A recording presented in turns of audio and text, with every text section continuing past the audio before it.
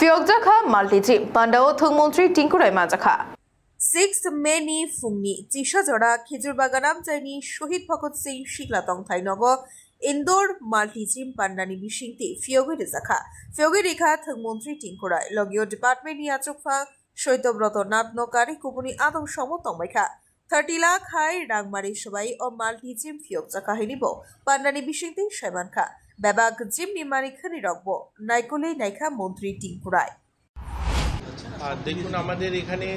যত ধরনের টুর্নামেন্ট হয় সেটা রাজ্যভিত্তিক হোক বা আমাদের ন্যাশনাল লেভেলে যে সমস্ত টুর্নামেন্ট আমরা আগরতলাতে আয়োজন করে থাকি আর এখন আপনারা দেখছেন অনেকগুলো পরিকাঠামো আমাদের তো উন্নয়ন হয়েছে এতএব অনেকগুলো আমরা ন্যাশনাল লেভেলেও টুর্নামেন্ট করছি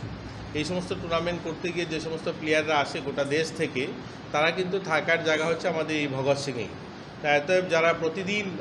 শরীরচর্চা করেন তাদের জন্য অসুবিধা হয়ে যায় এখানে জিম না থাকার কারণে এখন থেকে এটা আর হবে না এটা এখানে আমাদের প্লেয়াররা সারা দেশ থেকে যারা আসবে তারা এখানে তাদের যতদিনই থাকেন 5-7 দিন 10 দিন যারা এই টুর্নামেন্টে অংশগ্রহণ করেন তারা এখানে এক্সারসাইজ করতে পারবে এখানে ট্রেনারও রয়েছে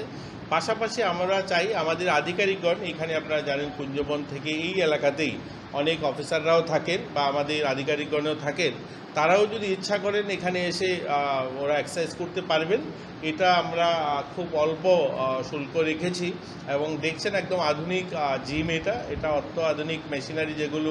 আজকের দিনে যেগুলো আধুনিক মেশিন সমস্ত ধরনের মেশিন এখানে রয়েছে এবং ফুললি এসি আমাদের এই হলটা তো আমরা তাদেরকে অনুরোধ করব এই এলাকার যারা আছেন আধিকারিকগণ যারা থাকেন এই এলাকাতে তারাও যেন আসেন এখানে প্রতিনিয়ত তারাও এখানে এক্সারসাইজ করেন